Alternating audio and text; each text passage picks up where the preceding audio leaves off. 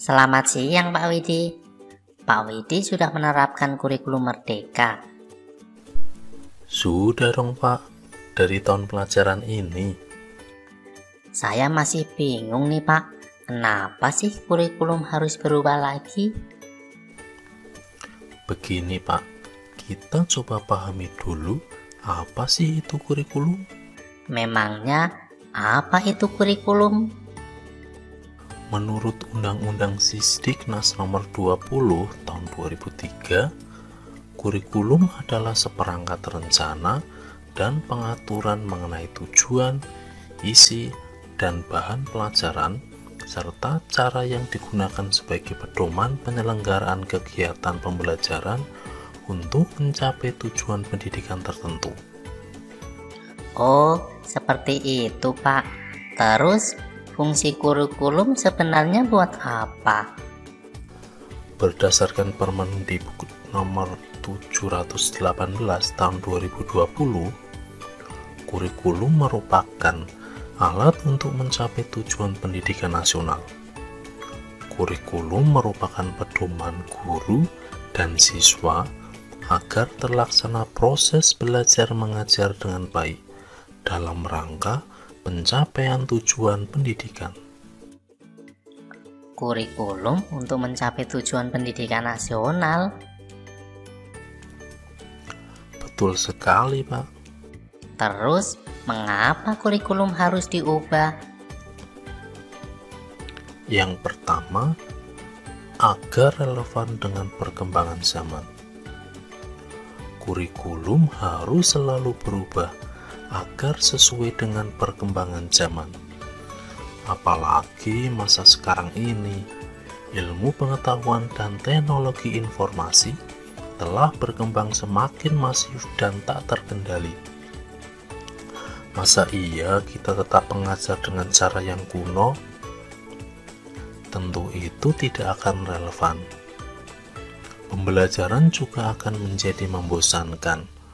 Bukankah tugas kita untuk menyiapkan para murid menghadapi zaman yang baru? Zaman yang mungkin sama sekali berbeda dengan zaman kita. Yang kedua, agar dapat memenuhi kebutuhan belajar murid. Sebagai contoh, zaman saya sekolah komputer dulu baru dipelajari pada masa SMA. Itu pun hanya sebatas menyalakan, mematikan, dan mengetik saja. Coba lihat anak sekarang, mereka sudah lahir dengan teknologi di tangannya. Bayi saja sudah pandai memainkan layar handphone.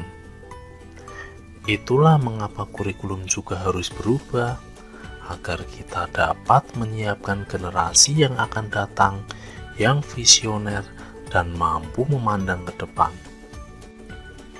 Dan yang ketiga, agar dapat menyiapkan generasi cemerlang di masa depan. Oh, seperti itu Pak. Aku jadi tambah paham. Menurut Ki Hajar Dewantara, pendidikan adalah menuntun segala kekuatan kodrat yang ada pada anak-anak agar mereka dapat mencapai keselamatan dan kebahagiaan yang setinggi-tingginya, baik sebagai manusia maupun sebagai anggota masyarakat.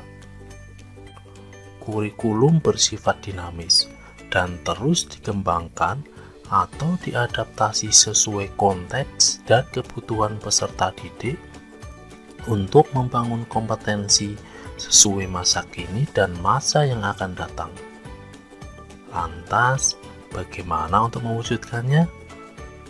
Tentu, seluruh komponen masyarakat, yaitu peran orang tua, masyarakat, dan sekolah, harus menempatkan kebutuhan, pendapat, pengalaman, hasil belajar, serta kepentingan peserta didik sebagai pengembangan kurikulum, karena kurikulum dirancang untuk kebutuhan peserta didik. Jadi begitu ya Pak, kenapa kurikulum kita harus selalu berubah?